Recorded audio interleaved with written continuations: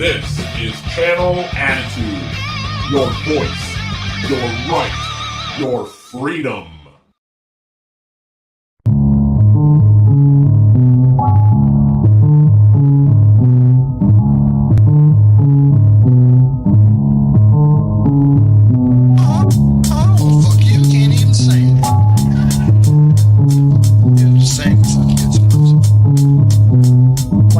Bro. Ooh, baby, I like it. Oh. Yeah, baby, I like it. Oh. Ooh, baby, I like it. Oh. Yeah, baby, I like it. Oh.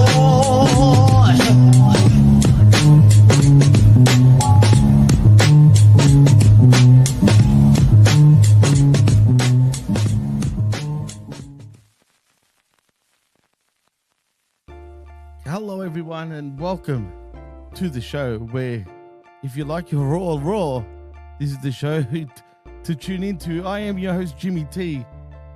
He is the best in the world, and my co-host, Jamie the Vet Williams. And before I get into anything else, Vet, I just want to quickly touch on, I'm sure a lot of our listeners who do know who he is, but I just want to say rest in peace to Kevin Castle, man. He's famous for his Kevin Castle and Don Tony show. It happened out of the blue. I know he had sort of a medical event a few weeks ago. I spoke to him about it, briefly. But I just want to say rest in peace to him. And just for anyone that's wondering if I'm going to touch on it more or not, I'll touch on it a bit towards the end of the show. But I'm even thinking about doing a show maybe later on dedicated to him. And I'm still shocked, man. I'm not going to lie. But I don't want to bring the mood down. We are here to talk WWE RAW. And Vet, how you been anyway, man? Down. We're back. Yeah. But you know what, man?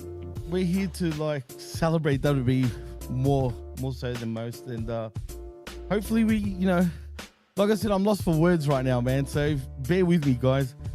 But Vet, you're back, man. You're filling in for Ray, who's going through his thing as well with his mother, and hopefully his mother's all right, man. I'm already hating this year, dude. I'm not going to lie. Too much shit is happening. It's only March. Yeah, unfortunately, a lot of us, not only here at HMG, but, even a lot of our listeners and viewers or stuff, we're all kind of in that point in your life where you're young enough that you still got a lot of time ahead of you, but you're old enough that you're starting to see a lot of people say goodbye, So crazy, man. It's kind of rough. It's always rough. You always have to make sure that you spend that time and have those moments with those people while you can. Don't worry about whether you think it's cringe or awkward or whatever. Tell people what you think. Let them know how you feel. Don't miss an opportunity. No, you're right, man. It's surreal to me, man, because like I said, I've spoken to him not too long ago. I spoke to him just a couple of weeks ago. Everything seemed fine, man, but I just want to tell anybody and everybody out there, don't be stubborn about your health, man. You know what I mean? Because if you feel something ain't right. Go and get it checked out, because, unfortunately for him, he was stubborn about it, man. He was stubborn about his own health. He thought there's nothing wrong with him. But unfortunately, there was something wrong with him. You know what I mean? And he just, I don't know, some people think I don't know. Or the only thing I can think of is the fact, when you feel like, I'll get past it. You know what I mean? There's nothing wrong with it. Even though the doctors are telling you, dude, take your medication. For whatever reason, he decided not to take his medication. And I'm saying this because it's public. For anyone that doesn't know, tune into the Don Tony and Kevin Castle show, where they talk into that, more in depth, including his brother John. I'm so sorry, John, by the way. That's his brother, John Draper. Yeah, man, just don't play with your life like that, because one second you're here, man, the next you're not. So I just want to put that out there. Don't fuck with your actual life. You know what I mean? Yep, you only get one. Absolutely. So once again, rest in peace, Kev. You will be missed, man. And he was an inspiration, dude. I just want to say one thing. My very first show that I ever did, the PWC, from the very beginning back in 2019, my first show, I was nervous as hell, but he was my first guest. And I kid you not, man, that very first show garnered over 20,000 plays on YouTube. No shit. Because of him.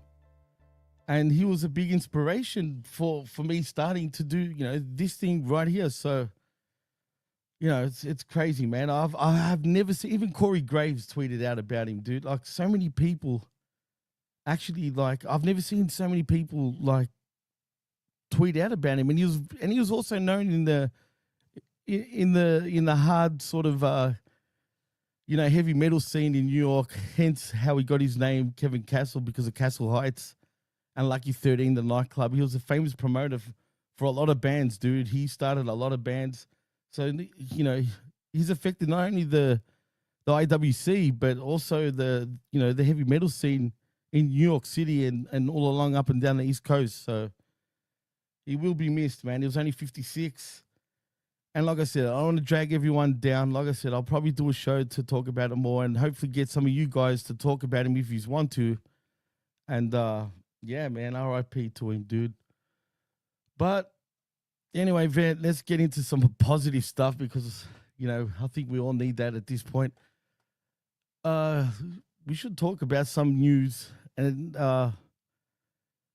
before we do that, have you seen anything more about what I was talking about with you actually on the wreckage about this whole Booker T, Swerve Strickland crap?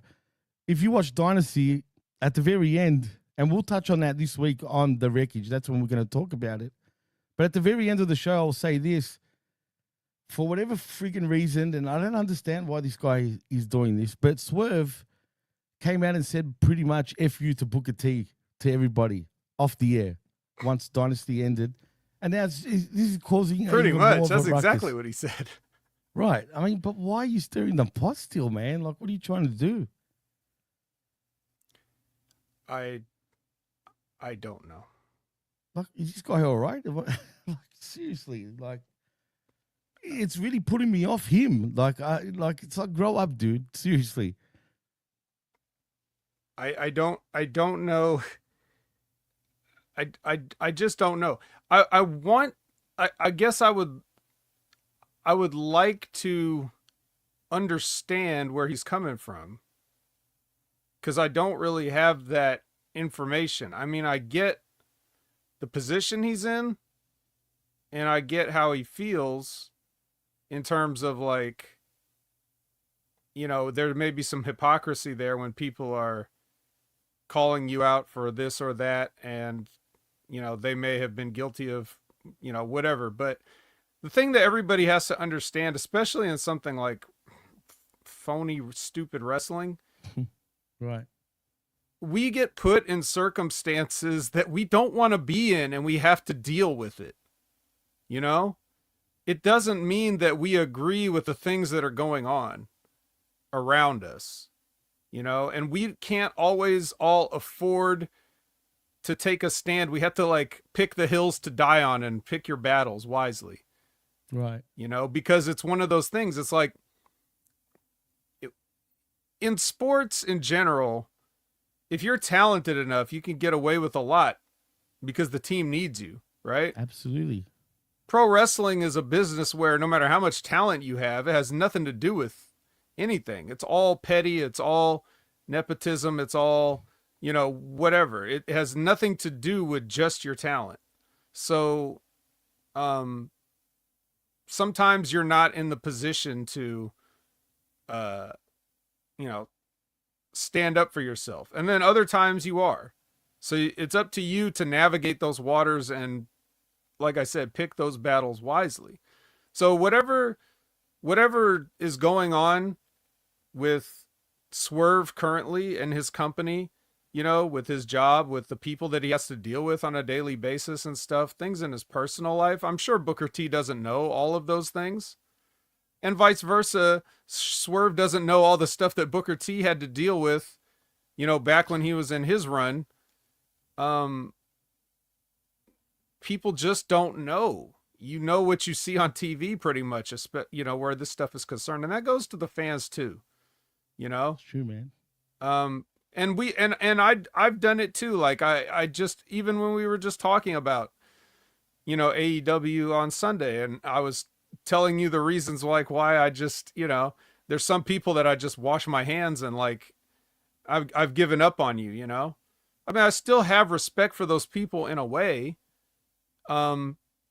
But that's where I like balance my job of like, well, I have to be entertaining for my audience. I have to give you guys me. Like I'm not putting on an act necessarily, but sometimes I do reserve some of my feelings for myself. Right.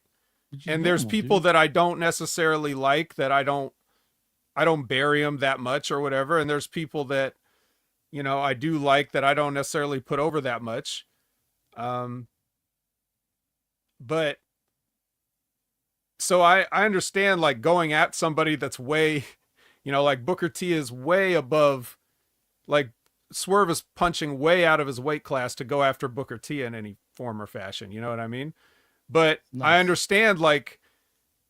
understand if he's taking a stand, I understand that feeling. I just don't know. I just don't know if it's, I don't think it's going to make anything easier. It's not going to help. No one's going to learn a lesson here. You know, the only thing that these two guys could do is get together and sort it out. Well, they did, funny enough, last week. They both, Booker T actually approached Swerve in Virginia at some indie show, I guess, right? And he was angry. He confronted him about it, told him how he felt. And what does he do? You know, he thought everything was all good, right? He turns around on Dynasty and decides to say what he said. And here we are, you know what I mean? So what was all that for? So I could picture Swerve sitting there like a kid, you know, like a kid getting told off. You know what I'm saying? And just sitting there, just listening. Only for him just to, you know, flip the bird on him anyway and be like, fuck you.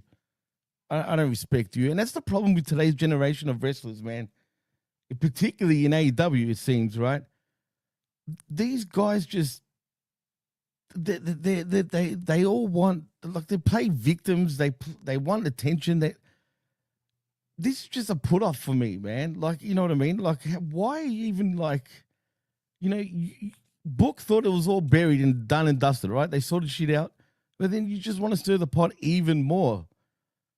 Like, I don't know, man. It is what it is. But then again, you know, you complain about Book getting the N-word from Vince McMahon on TV, yet here we are with a Nazi character in Moxley, right? A white supremacist, but you got nothing to say about that, right? The double standards is hilarious. Yeah. It's ridiculous. The double standards is ridiculous, bro. And that's what bothers me. You can't say one thing and then not the other. You know what I mean? Yeah. But now, as far as the artist comment about Outside Rub getting clicks, please, nobody's listening to Swerve Strickland's music. Who the hell listens to Swerve Strickland's music? Whose house? Not mine. On a fan camera thing from a off the air comment that he made. Yeah, no, look, and I'm a huge Swerve fan, but no shit, man. He's putting me off, like, even being a fan. And that's the problem, man. Like, I don't want to be like that. But it's like, dude, you make yourself look like a fool, like, straight up. But you know what I mean? It is what it is. I mean, look at the people. Look, he's easy influence. I mean, you got your hangmans who don't give a shit. The Bucks are back. I can't wait till we talk about that, you know, this week. This company, I don't even know how. I'm sure. I know you said you didn't watch all of it. I was listening to the Impact Attack earlier with you and Brandon. And man, I feel bad for you that you have to watch it because, god damn it, bro. This show is so backwards once again. It's ridiculous, man. I've since finished it. Oh, you have? Oh, shit. I feel bad for you, bro. I'm sorry. Let's just say that we're definitely going to get a condensed speed run of the coverage of Dynasty on Sunday. So look forward to that, guys. Yeah, look, just tune in for the direct edge where we will continue. There's really not much to say other than the bullshit anyway. I mean, it is what it is, but this show is just, it's a backwards company, a backwards show. It lasted fucking hell, dude. You know what's funny? I woke up thinking, shit, I missed the show because daylight savings has ended for me now. So technically, you know, when we do our show every Sunday mornings, it's at 2 a.m. my time, right? And it was originally 3 a.m., but once you guys started your daylight savings, it went to 2, and then we finished ours. Now it's at 1. And that show, and I woke up at like, so the shows would start at about 9 a.m. now, my time, as in pay-per-views. And dude, I woke up at 10 thinking, shit, I probably missed quite a bit, but that show went forever, bro. Like the show, I mean, how can you sit there? How do they do that, man? No one's got time to sit there for fucking 10 hours, it feels like, to watch a whole friggin' event, let alone that finish. I mean, seriously, dude.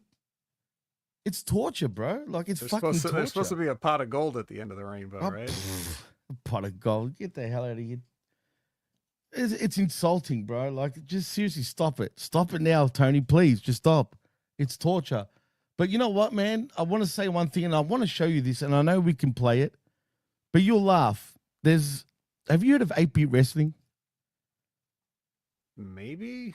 Sounds familiar, but also dude, this guy is the funniest guy, but he holds everybody accountable. All right. So he done a parody of Swerve on Vlad TV. All right. It is the best thing I've ever seen, dude. Like, no shit. This guy, I almost want to show you just a minute, dude, of this clip. Like, it is hilarious, bro. But if you want me to, I will play it. But if not, you got to go and check it out. Anybody out there, please go and check it out. It is the funniest freaking thing. And he hits the nail on the head. Mind you, he's an African-American guy himself, and he totally put Swerve right out, you know, to shame without actually saying anything. He was acting as Swerve. But it is hilarious, bro. He absolutely killed it, man. So shout outs to him because it's funny shit.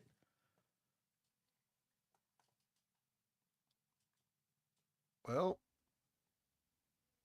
yeah. So is there actually any news? Any real news? Because I didn't see any. Yeah, to be honest, I don't really. It's been a weird week, dude, in terms of news. I don't see. And when I say see, that's OVW actually, and I did actually put it on HMG. Did you about OVW getting new management? I did see something about it, but I don't really understand or know what it means. All right, well, fuck, there's a lot to sort of say. Well, not that much, but anyway, I'll read out the presser. So, Ohio Valley Wrestling announced earlier today that Morley, not Sean Morley, by the way, or Val Venus. Everybody thought that for a moment, but no, not him. But Morley Sports Management will be acquiring a majority ownership stake in OVW. It was announced that MSM will officially be taking over as the new majority owner of the company starting on May 1st. And this is what the official press release said. So Ohio Valley Wrestling, OVW, are pleased to announce that Morley Sports Management Limited, MSM, will acquire a majority shareholding in the business from the 1st of May 2025. MSM are current owners and operators of Harvard Ford West County, who are a professional soccer club based in Wales and play in the nation's Premier League. Now, don't get this twisted, not the English Premier League, but the Welsh Premier League.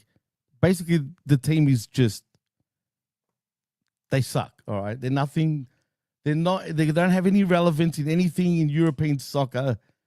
I just like the way they wrote it. And I can go on and on, but they keep capping on how, you know, they were the first Welsh team to score a goal in a European competition and blah, blah, blah. And it's like, man, stop making it look like you're like some big club because you're not, right? They suck. And this is what worries me about this management. I don't know how much money they got, but this club, I kid you not, any American or Australian soccer club is worth more than this soccer club. I promise you that, okay?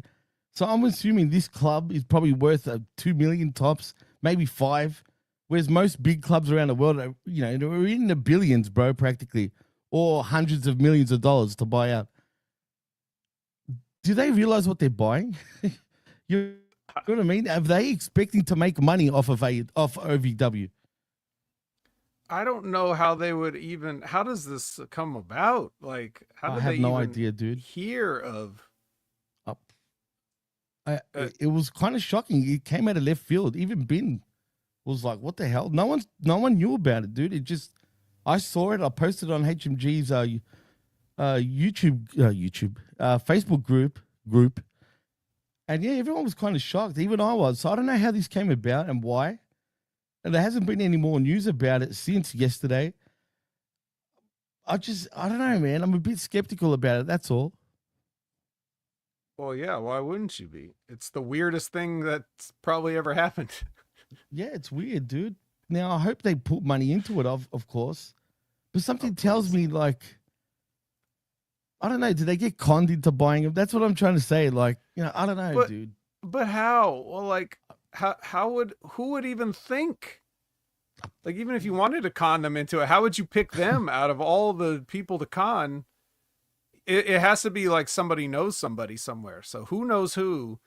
And then we can figure out the rest. I wonder what Al knows. Somebody get on the horn. Yeah, with I'd love to know what Al knows. Questions.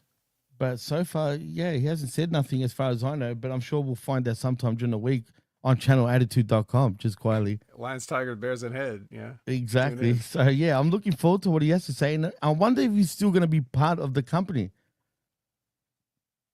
I mean, I don't see why not, but I could also see, like, I mean, I understand selling a majority stake, which what does a majority stake mean if it's like OVW's not like a traded stock, is it? Like, how do you? That's. I was gonna ask you the same question, dude, but then I thought, am I missing something? Am I dumb or fucking? Yeah, Liz, help. Yeah, Liz.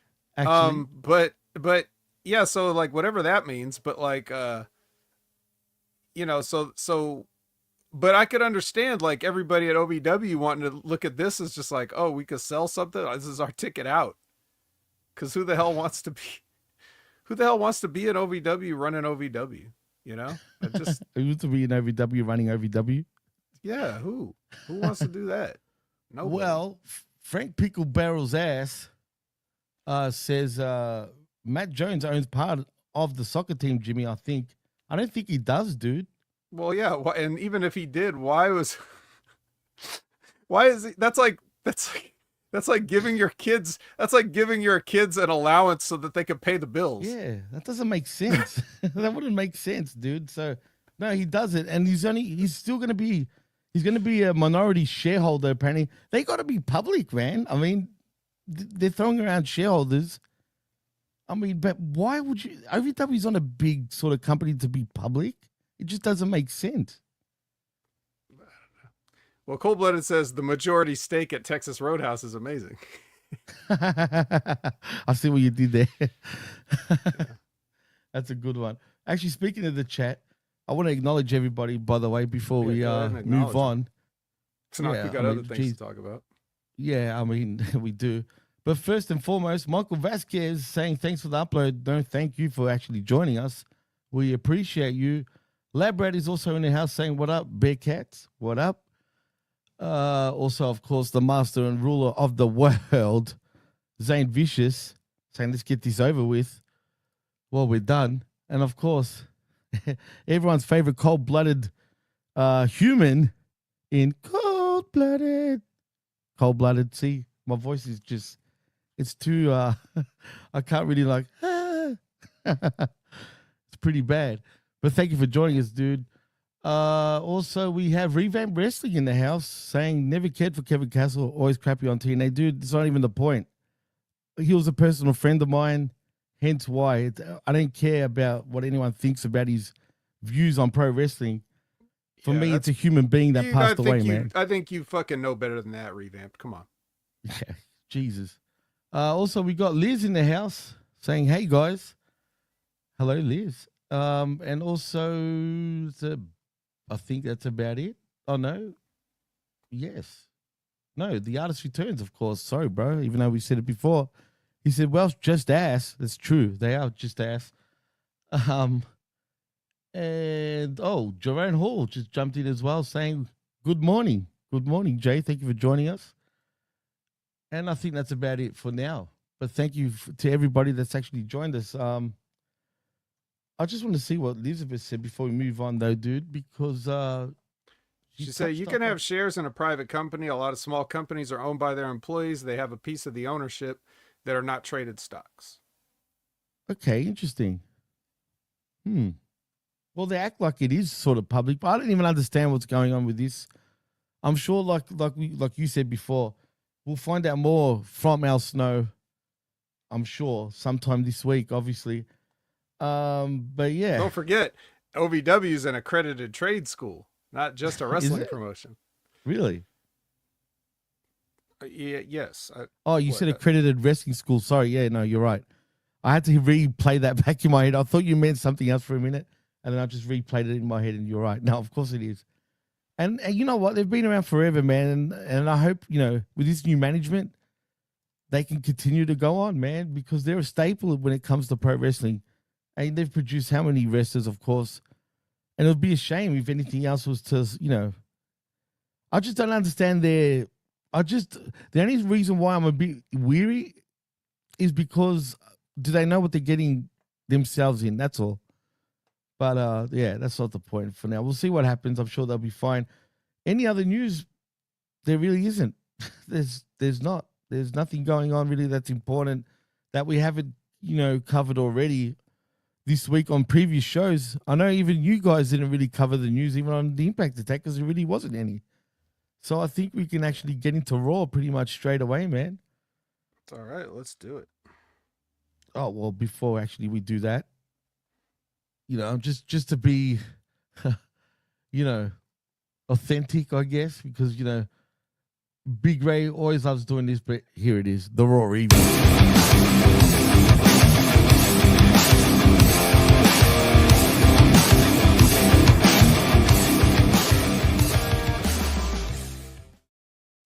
Vet, man, we came from Minneapolis, of course. Sorry, Minneapolis, Minnesota. And, dude, man, what's wrong with this freaking crowd, man? Did you notice how dead they were from the start pretty much till the end, I guess? Well, if you remember, we learned from Dave Meltzer that when it's cold outside, people don't. Of course, right. But it doesn't matter, man. It was a sellout, I believe. But come on.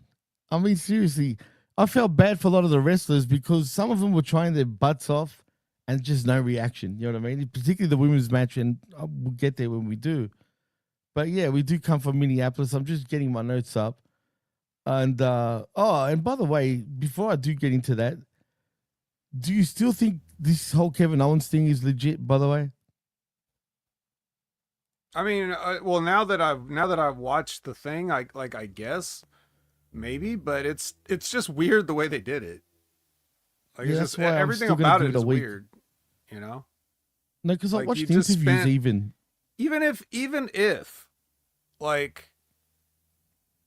even if it's like a serious situation, if I'm Kevin Owens, I would still try to leave with some heat, Like, yeah.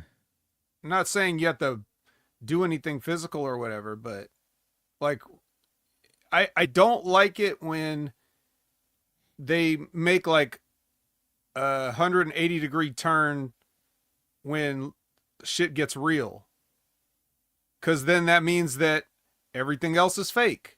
So if Kevin Owens is like sympathetic now, talking about how, like his career and stuff, when he's just been an asshole recently, yeah. Then I don't know. I would have just cut an asshole promo and left, Well, like, reason why I asked, and again, I'm still skeptical because I saw an interview with him with some kid, dude, that he's friends with. He seemed pretty young. I don't know who this kid is, but I found it on YouTube, and he talks about it, obviously, right? But he goes on to say that, a lot of fans are stupid pretty much because it's their job to fool the fans, basically, right? That's their job, to keep everyone second guessing. And when he said that got me thinking even more. It's like, look at you, man. And he seems happy, bro. I'm not going to lie, which is even more suspicious to me. He seems way too happy. He says it's his job to like make you think if it's real or not, right? And so even that, to me, just makes me think even more like, dude, why are you saying that? Because it makes you like question it a little bit more. But on top of that, he seemed overly happy, dude. Now, he's either overly happy because A, he gets to go home with his Lamborghini that apparently he bought, right? Because he's making a lot of money, and do whatever he wants to do with his family, or I don't know. It's a work. I don't know, dude. If you watch this interview that he did a couple days ago, you understand where I'm coming from. He doesn't come across as a guy that has any neck issues. One, he's not in a neck brace. I know you don't need a neck brace, right? But still, he just doesn't come across as hurt. And I need to wait another week before the jury's out for me to be like, all right, it's legit. Something tells me, like you said, dude, he didn't get no heat. And the way he even walked past Orton, it was even suspicious to me too. But I don't know, dude. Yeah, if he was just trying to, I mean, maybe that's it. It could be like it could be a thing where he's just like, ever since Randy Orton threatened to punt him, and now he just doesn't want to get punted, so he'll fake a neck injury to get out of the match.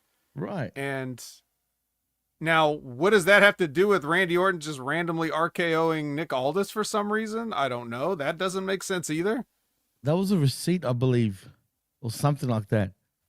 Was it? I don't remember. Someone told me and it made sense. Oh, yeah, it was Professor. When we did the Smack Attack, you explained it to me. What was it again? Because I've gone blank after today. After today's been a long day. Because he's in the chat, by the way. I know you said it and it made sense. So I'm sure he'll tell us in the chat. But it was from a previous thing that happened between the two of them. But yeah, I don't know if that means Nick Aldis will be in the match. I kind of doubt it, but I wouldn't mind it, though. It'll be interesting. Yeah. So, but we'll see what happens. But anyway, we're here to talk Raw. Oh, yeah, that's it. The fine. Thank you, Liz. He paid double the fine for next time. And that was the receipt, basically. It was because of a fine that he got from Nick Aldis previously. And that was the receipt. So he paid a $50K fine with a $100,000 check.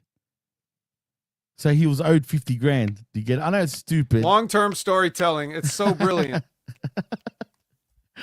Thank you, man. That is brilliant. That's why I forget, because it's stupid, really. It's dumb, but you're right. Whatever. Anyway, we are coming from Minneapolis, Minnesota. Or is it Minnesota? For Monday Night Raw. And we start with Adam Pierce. Because, he was hyping up shit like it was Vince for a minute. Welcome to Monday Night Raw. I'm like, what the hell is that, Vince? But no, it's Adam Pierce. For whatever reason. Did you notice that? He was giving me Vince vibes, dude. Honestly, whenever Adam Pierce is on the screen, it's kind of like I just hear the white noise sort of like I just don't I don't really pay attention to him.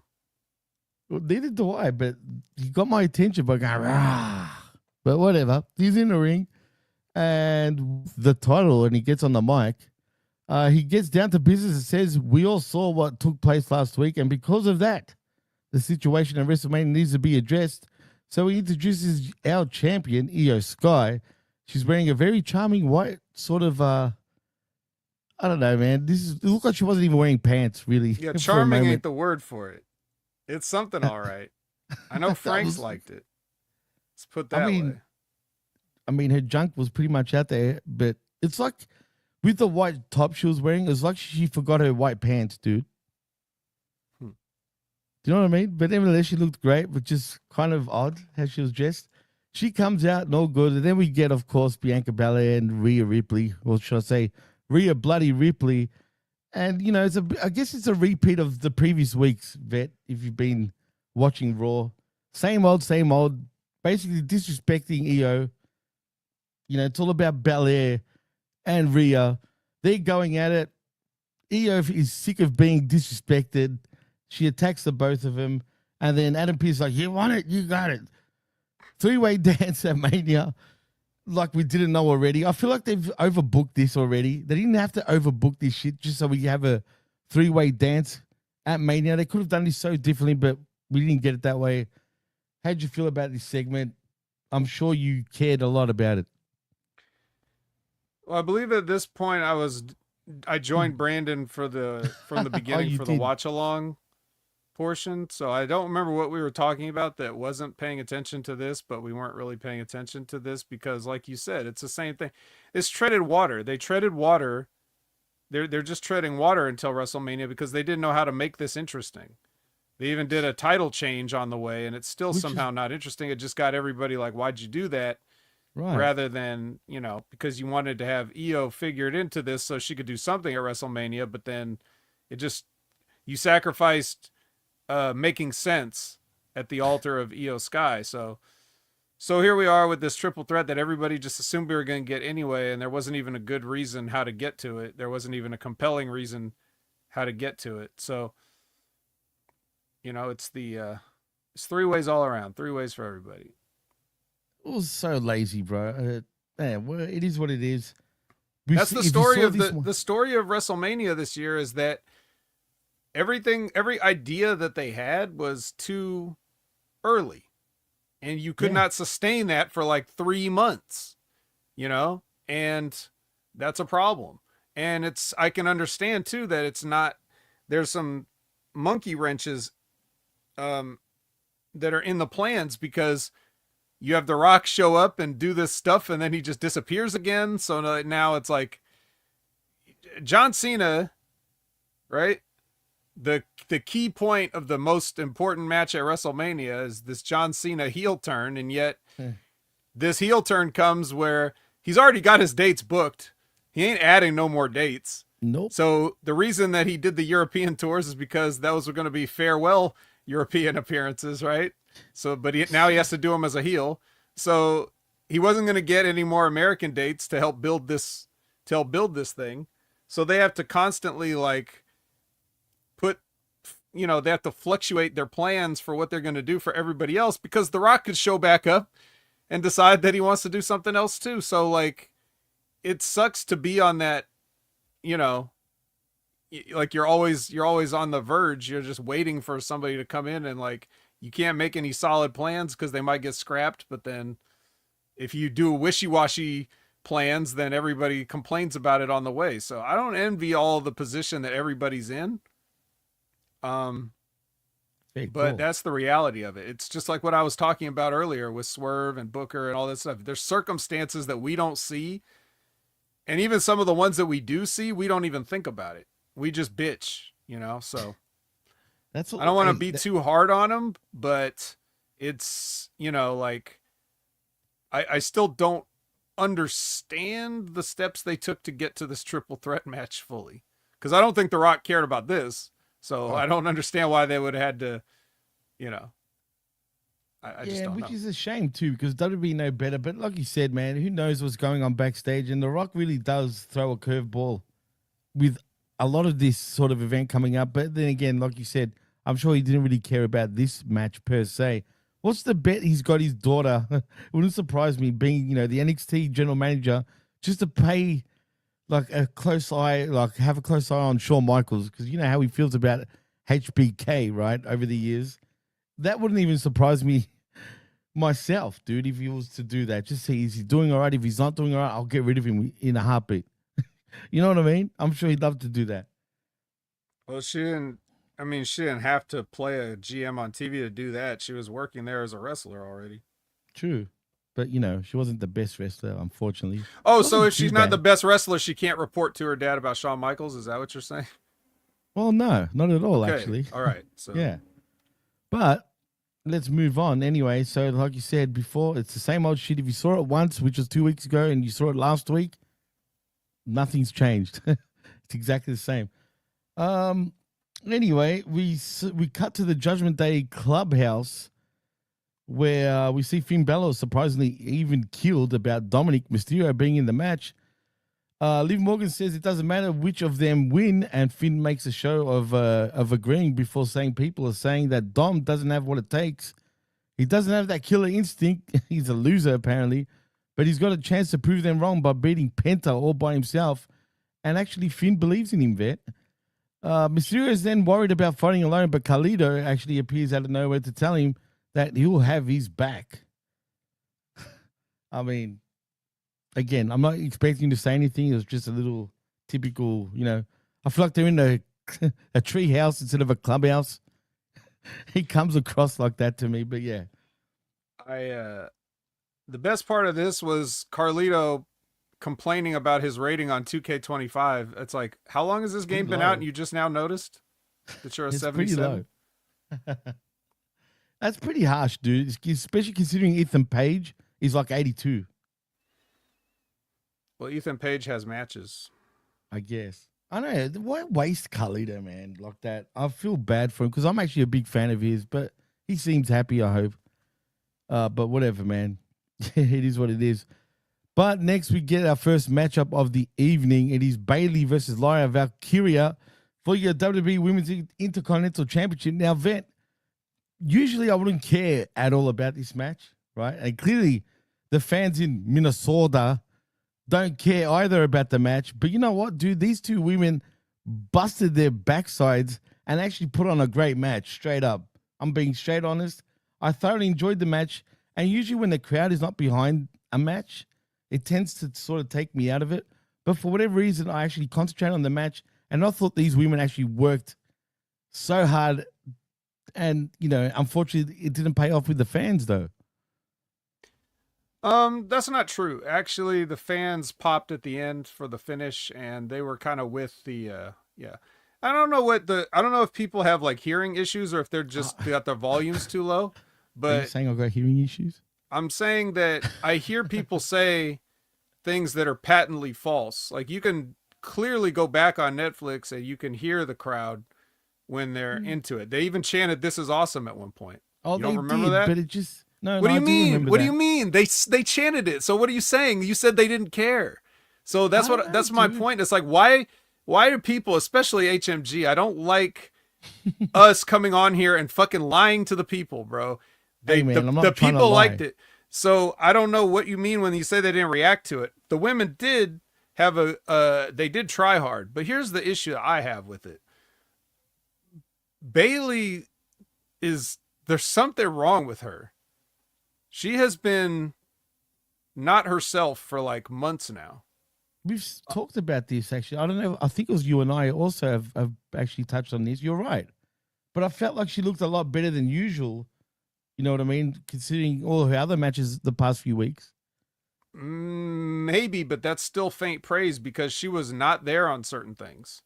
And the stuff that was like, and Lyra's like, you know, she's not, I wouldn't say green per se, but like in this situation, she's going to defer to Bayley. Right. Like she's not going to try to take over on Bayley, but Bayley's much more experienced.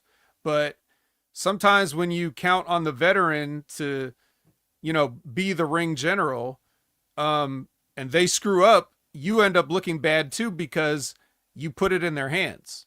Right. And people have been putting it in Bayley's hands just by default because she's the senior officer and she's fumbling the ball. I don't know why. I don't know if it's a health issue or what. I don't know if it's a confidence issue. I'm just not really sure. But I hope she figures something out because she's better than this, even though, like I said, like, you know, we point out they work hard and they did, but people can work hard and still not get what they want or what they hope. Hey, like I said, the crowd did like it. But another issue with Bayley that I was talking about with Brandon is she kind of is like in this weird state where she's not doing her like nerdy heel gimmick, right? Where she's saying ding dong and all this other stuff and being a dork, but like an evil dork. Right. She's not a hugger with Bayley buddies and a super fan and you know, hugging everybody. And like, she's not doing that. She's just a regular person now that has no real gimmick. Right. It's kind of lame. Doesn't really give the people anything to get interested in at this moment. So she's in kind of a weird spot right there. And that's something else she's got to figure out. I guess she's coasting on equity is how I put it. You know, the people know that she's been around. They know she's good. They know she's trustworthy, but that's all. It's not, there's no sizzle name, anymore. Pretty much. And her reputation. She's just going off her reputation, basically. Yeah, pretty much. Looks like it. But yeah, I don't know. So It's that, sad, though. yeah, I guess. I don't know what the answer is. Again, this goes back to there's things going on behind the scenes that we probably don't know. So, you know, but I hope she figures it out and gets on a roll because, you know, it's Bayley. Absolutely, man. I'm a fan of Bayley's. Do you think? And we'll move on just quickly, but I'm gonna ask: do you think it's a mental issue, a confidence issue? Did she's had like, has she had knee problems or did she recently return from a surgery? Yes. Yeah. She has. Could just be something like that. I think her weight gain is due to her knee problems. Because that's when she gained weight, really. But that's worse for your knee. Right. Like when you're putting more weight on your knee, you gotta, Yep. All right. So, you know, that could be part of it. It could be a confidence thing, but you still got to adjust.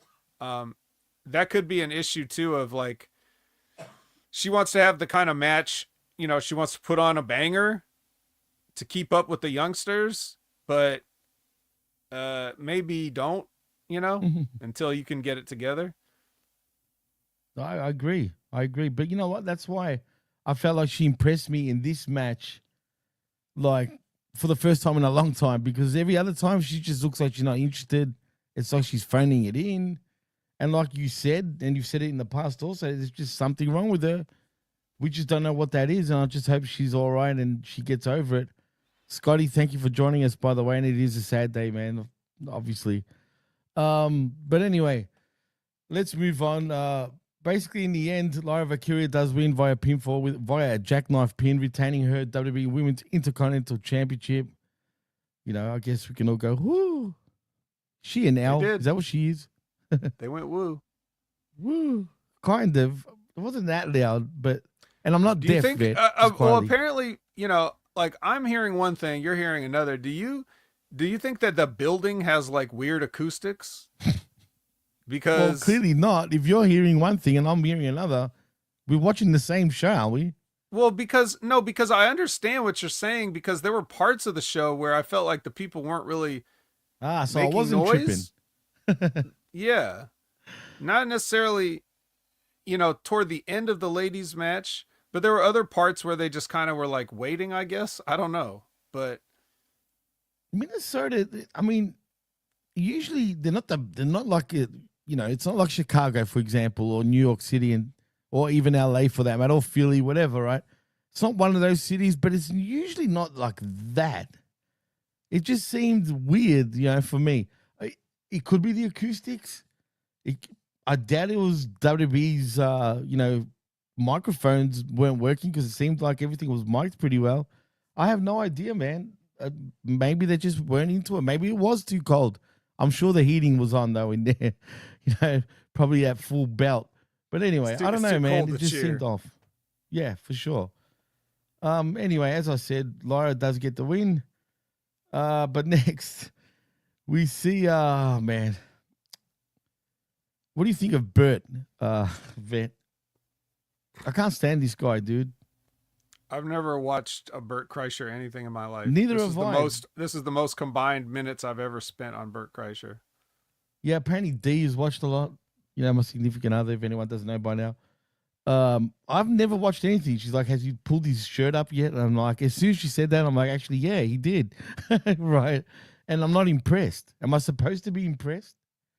No, his thinks he's a fat guy that doesn't wear a shirt. I don't, as far as I can gather, like I said, I don't want to sell him short since I haven't watched that much of him, but that's basically what I know. Well, personally, for me, he's not funny. I haven't watched anything. I guess I'm judging him, but he just doesn't do it for me, man. If this is his gimmick, for example, what we saw, and apparently it is, sorry, I'm just not into that shit. That's just me. Yeah.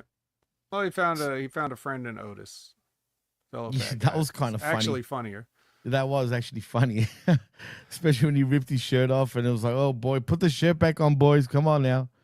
But yeah. Well, I just want to say hello to Colin Wysong. This would have been your type of segment, actually, Colin, just quietly. But he says, what is this? I like the wreckage. It is the wreckage, except it's raw wreckage, I guess. The rockage. Hey, I like it. Da Rockage. That's a good one, Vet. That's very good. Anyway, but thank you, Colin. And also Blaze Nick has joined in as well, saying, morning crew, where have you been, Blaze? Are you being blazed too much, dude? And you've missed our shows? Nevertheless, thank you for joining us, bro. Anyway, let's move on though, Vet, because we got more Raw to talk. We see Chad Gable apologizing for not wrestling tonight, but says Bert will get to see his boys, the Creed brothers, work with El Grande Americano to take the Latino World Order down. As Crusher apologizes, but says he didn't come to see Gable and Alpha Academy roll up. Bert is stoked to see Otis, though, as I said, and they both tear their shirts. Cool. We move on, and then we see the LWO are shown walking backstage, and as we go to a break, and then we see AJ Styles. He says he's in a good place right now. He gets to embarrass Logan Paul on the grandest stage of them all, because you can't beat experience, right? Then we see Karrion Kross rolling up to taunt him, and AJ demands to know what he wants. Kross says he wants to help him find the AJ Styles that can get the job done. And if he loses at Mania, they all lose at Mania. And Styles says he's going to go talk to Adam Pearce and get a match against Karrion next week. And that's exactly what we do get for Raw in your hometown, actually, Vet, in Sacramento, California. Do you notice, you know what the cool thing about Karrion, right? You notice his hairstyle is like AJ. We've spoken about this in the past, but whoever he approaches, his hairstyle sort of matches the person he's going after.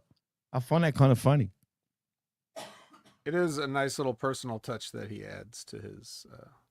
Yeah, but he's got to stop ironing his hair or straightening it, dude. Like, it just looks weird on him. I'm not gonna lie, but still, it's a nice touch, man. And I hope for his sake, you know, because they've released his whole crew. I don't know what the future holds with Karrion, but just give him a chance to do something meaningful in this company, man. As long as Scarlett's still there. She's still there. She looked great too, man. Yeah, but I mean, yeah, well, maybe this is the chance. Maybe working with AJ is the chance. So let's see. Well, we will see. Are you going to go next week by any chance? You thinking about it? No. Oh, come on. You thought about it last time. You're close, sort of. No. For AEW? AEW is not asking like thousands of dollars for the same seats that I got the last time they came to town. It's not that I can't afford going to the show. It's that I don't want to afford going to the show. Why should you anyway? You're right. No, you're right. I forgot, man. I forgot that tickets these days cost like $10,000 to go to the front row pretty much. Like, no thanks. Yeah, no, you're right. Because I'm not going to go, dude. If I leave the house, I'm not going to go and get to some cheap ass seats. Yeah, I know. I want to be comfortable. I want to sit where I want to sit. And yeah, they price themselves out as far as like what it's worth to me. So you're spot on, dude. I never, the only time I ever get nosebleeds is because, you know, it's too late for me to get any other ticket. But usually I never ever go for a crap freaking seat, man. It just, you don't enjoy it. Being in the nosebleeds, especially in the stadium show, for example, is the worst experience you can ever have, man. It's like you might as well not even go there. Just watch it at home, pretty much. But anyway, you're right, man. It's not worth it these days, but hopefully they think about changing their freaking prices soon. But if people keep, you know, turning up to these shows, unfortunately, they're just going to keep bumping them. The fact that they haven't lowered their prices for Mania even, considering that still there's a lot of tickets and we're only 2 weeks away, is kind of weird, dude, because we're not going to get a sellout for either night 1 or 2, in my opinion, the way shit's going. Maybe we'll get some walk-ups. Hopefully. I think it was you that said that they'll probably get a lot of walk-ups in the end, right? More than likely, I hope so. I think so. I'm pretty sure it was you. But anyway, we'll see what happens come Mania anyway. Where are we now? Well, we do get the match, funny enough, between American Made and Brutus Creed and El Grande Americano. And, of course, Julius Creed versus the Latino World Order in Cruz del Toro, Dragon Lee, and Joaquin Wilde. For me, I just can't stop looking at, you know, Grande Americano and the disrespect, apparently, that he's giving to Lucha Libre. And you know what, dude? There was apparently a lot of, you know, hoopla about how Grande Americano in Mexico. And apparently the fans aren't happy. Do you buy that? I never considered buying it or not. What are you Well, apparently the Mexican fan base are not happy with Grande Americano. They think like he's disrespecting Lucha Libre. I think they're tripping personally, but that's what the word is on the streets these days, in the dirt sheets or the dirt streets, should I say, Vet? That's what was reported last week. Yeah. Don't they so they all think this shit is still real? Is that what we're I guess. Yeah. All right. Lucha Libre is still real, guys. Apparently you can't be American. Oh, and also he's from the Gulf of Mexico. Keep that in mind. Sorry, the Gulf of America, not the Gulf of Mexico. You know what I mean, Vet. That's politics. They're not happy about that either, dude. That's great. Absolutely. Well, anyway. Yeah, on this match, what I noticed was, man. So let's talk about Cruz del Toro for a second. Or Please. Raul Mendoza, as he was known. This guy. He's like a bum, bro. This guy has been around since the Cruiserweight Classic Part 1. True. He's coming up on his Austin run if he's not already there. The fact that he's still part of this company is amazing. He's like, every day he's got to be like, I hope they don't notice. I hope they don't notice. I hope they don't notice. But yeah. After this match, they might have noticed because he was flying all over the place, taking crazy bumps, flipping off of stuff, knocking everybody out. This is like his coming out party. He's only been here like 8 years, but he finally is like, he's letting everybody see what he's got. So I just, that was my observation for this is funny. Just seeing this guy that's just like, I don't know. I always looked at him as just like a nothing guy, and he's just hanging on. And I just respect that, He's grinding, bro. He's hustling his position in WWE. So many weeks of just standing there while Rey Mysterio talks, or, just being in these lame tag teams or whatever. Just it's admirable. It's everyone should study this man. You being serious? Yeah. Well, he's there. He's got a job. You need to study him. You're right. But in saying that, I don't know how long we'll see after Mania if he can still hold on, and if he can, I'll take my hat off to you, dude. Straight up. I mean, but we'll see, man. But he kind of looked. I don't know, man. He looked different to the rest of his, teammates. Like he looked like, was he wearing like track pants, dude? It looked like he was wearing like tracksuit pants or some shit. He had like suspenders. Yeah, like what the fuck? But the suspenders were down, so I'm surprised that his pants didn't fall down since the suspenders were off. He could maybe become a Gaza. Maybe that can happen in the future, but who knows? But anyway, man. We'll see what happens. The match was all right. I mean, what can I say? What can we say, dude? I mean, seriously, the match was what it was. American made. Flew around. They did fly around. And you know what? As a matter of fact, actually, let me take that back. You just know, if you get some luchadors and you get like American made in the ring, like some shit's gonna happen because those guys are they don't give a fuck, dude. Like for they don't guys, care. They fly, man. They have no. Like Julius and Brutus have no regard for themselves or anyone else. They just will do whatever. And that's, in one way, that's a great quality if you can harness it. But if you can't, it's really bad. So, it can be entertaining for good or bad reasons, depending on every time they go out there. So, no, absolutely. And you know what? They are entertaining. I mean, they do put on pretty like entertaining matches. And this was entertaining for the most part. But again, I thought this was a normal tag match, correct? It was a 6-person match? Yeah, but it wasn't like a tornado match. No. And the thing is, even the commentators, like Cole's like, who the hell's legal in this match? I don't even know what's going on anymore, And I kind of laughed because at least they're pointing out the bullshit, right?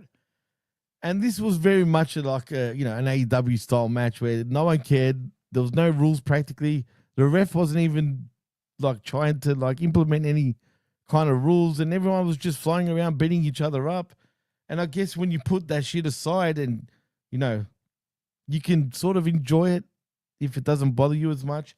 So put that shit aside.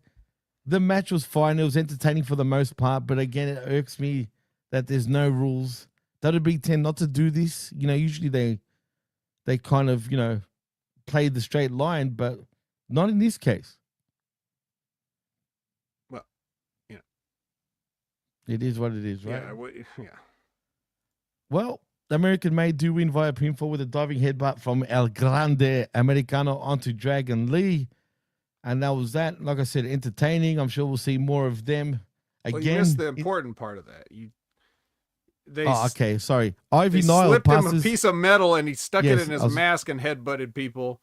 That's right. And then he delivered a diving headbutt with the metal piece in the mask. And it gets the win. Old school shit. Old school shit. It's true. I was trying to get past it as quick as possible, but as soon as you said that, I was about to read that part out. That's the only part that mattered. Nothing else we talked about even mattered. That's true. Oh, my God. I said the same thing, Cold-Blooded. I kid you not. I actually said the same thing while watching it. Cold-Blooded says, I can imagine JR on commentary doing nothing but telling us about their athletic achievements. I reckon he would have been like, what the hell is this shit, guys? You know what I mean? Like, he would have been just destroying this match. Or he'd be like, Americano, Americano, Americano. Anyway, shout out to JR. Let's move on, though, Vet. We've got more to go because we see Gunther making his entrance and gets on the mic. Before he can say anything, main event Jey Uso makes his entrance, stern face through the crowd and gets in the ring with him as the Al laughs and has a gay old time, quite happy with himself. And that's what I mean by gay old time, because he's happy. Get it, guys? Come on. Anyway, Uso takes his sunglasses off and fixes a look of determination in Gunther's direction. The mic is, the mic in both hands as he grins up the courage to speak. He asks if Gunther has a mother, which was kind of weird at first. I'm thinking, where's he going with this? If he talks to her, what do they talk about? Family stuff, right?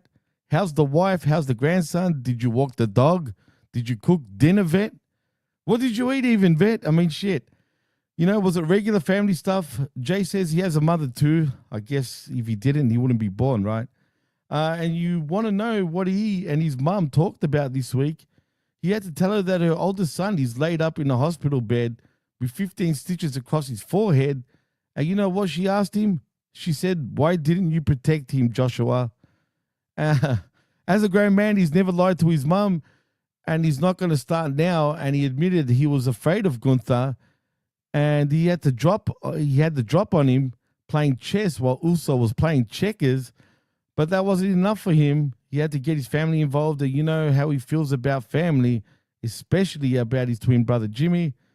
Gunther then says his brother left him in the bloody heap basically last week, and was zip-tied in the ropes, and now Jim's blood is on his hands too. He never felt so hopeless, disrespected, mad, angry, damn near scared. He made the whole damn world stop, violating his twin in front of him, made his heart stop. And you know what? The crazy thing is, in his darkest moment, Vet, right here in front of the whole world, a light bulb went off on him, and ain't that something? He realizes that he's not afraid of Gunther anymore. Suddenly, he's got balls.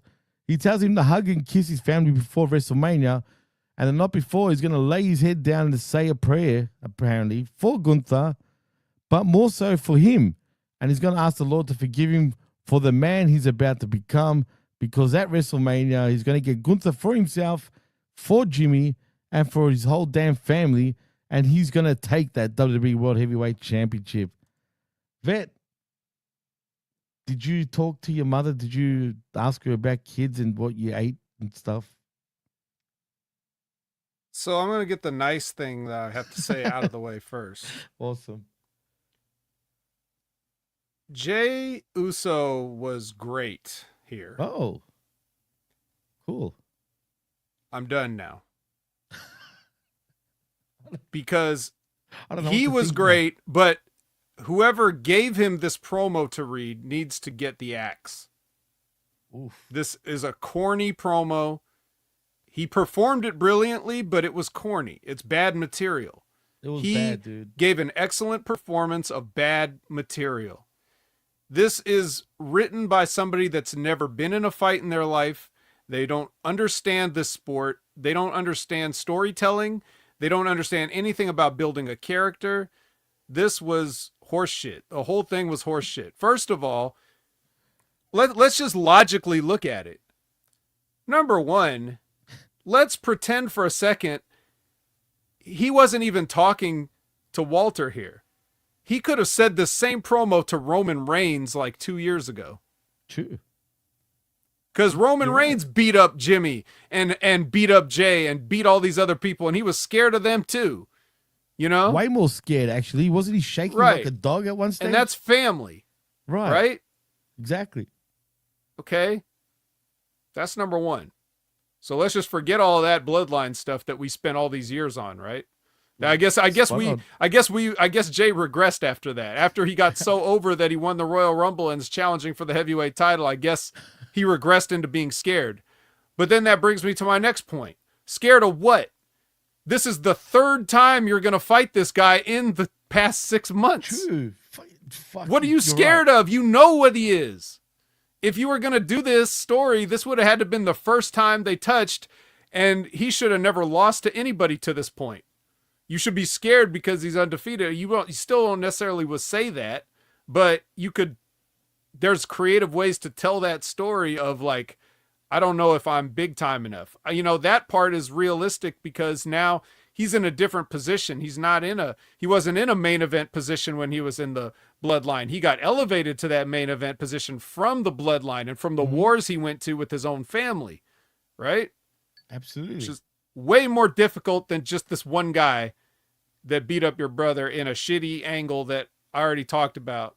You know, it's funny to hear people that I respect praising this as like, you know, Really? that this was a good segment. Yeah. That Raw beating and shit was so corny and phony. Like, I can't even believe this. It's like, this should have been AEW. The only difference between WWE and AEW is WWE's cameras are way more expensive.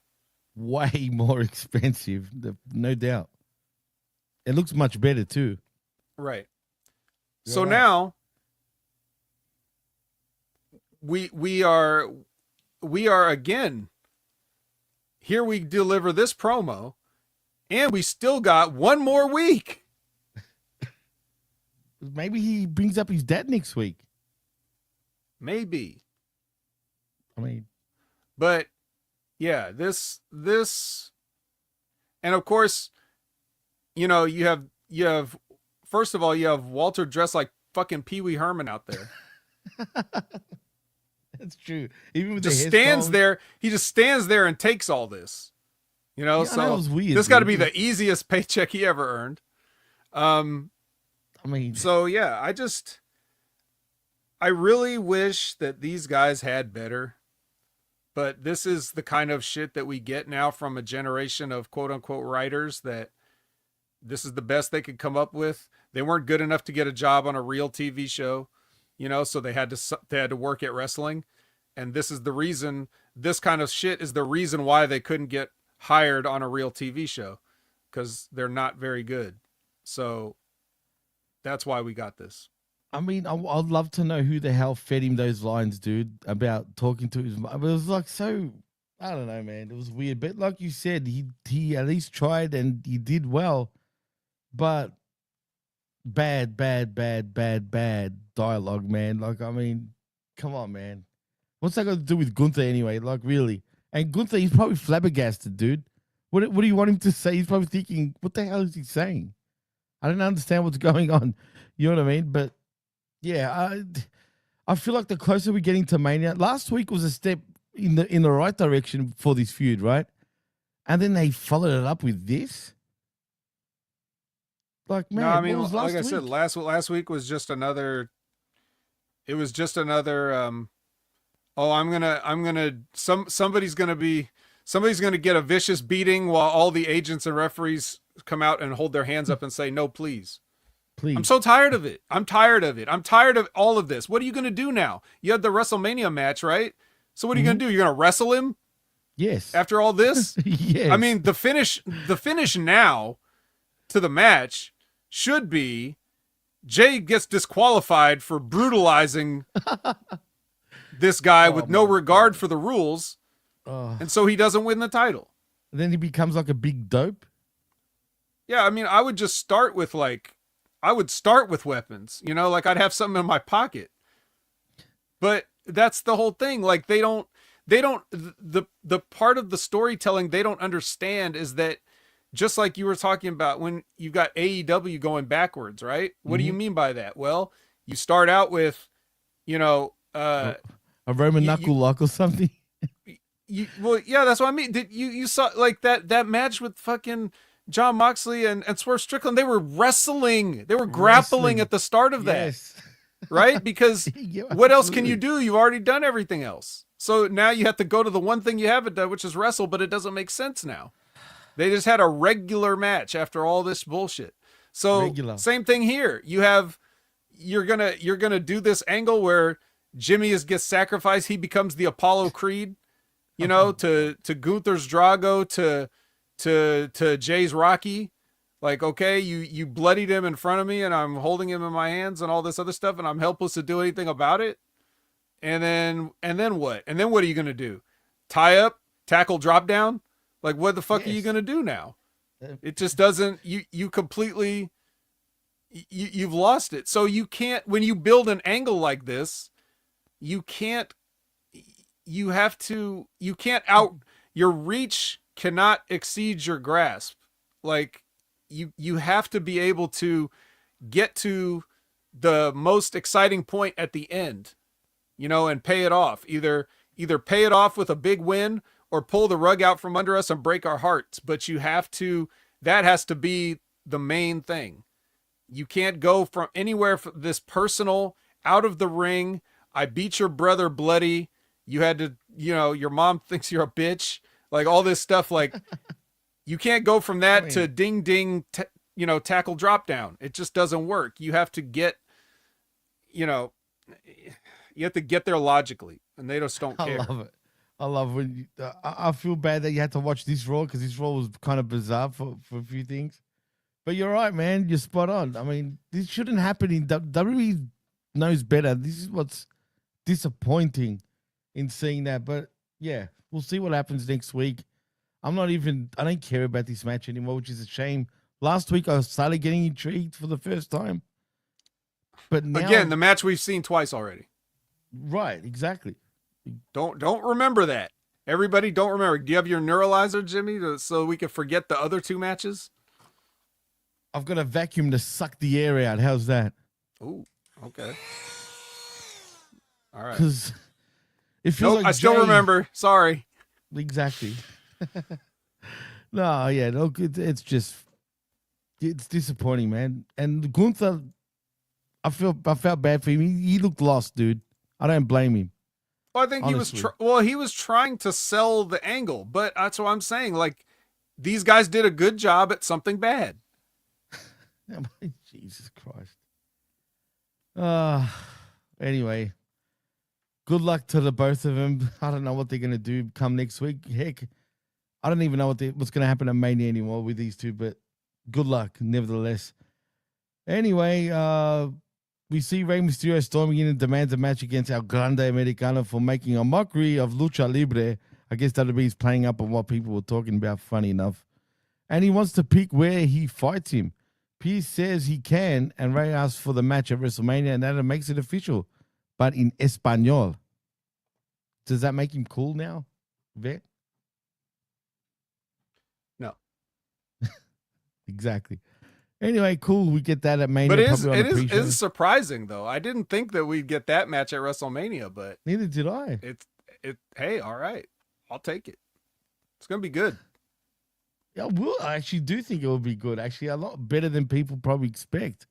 I like what the artist says. They're just quietly saying, in Drago voice, if we drop down to hold, he dropped down to hold. It's like, if I break him, I'm sure he's gonna break all sorts of toes. Come Mania. Anyway, let's move on from that, shall we, Vet? And what do we get next? It is the New Day, as McAfee was alluding to all the time, which doesn't make sense because it's still a New Day, right, Vet? I could have sworn. So why is it a New Day? I don't know. They're extra new. That I new guess. new. The New Day. That's Is that the like? new. Is that like? Yeah. All right. I'm with it. I guess so. I mean, the New Day in Kofi Kingston and Xavier Woods. I could have sworn it's the same two guys, but anyway, versus the War Raiders in Eric and Ivar for your WWE World Tag Team Championships. I really wasn't into the match until the very end, I guess, because Woods and Ivar down and out, tags made, Eric in hot with lariats, Northern Light suplexes and whatnot, and then a gut buster for Xavier when he runs in, followed by a running knee, sorry.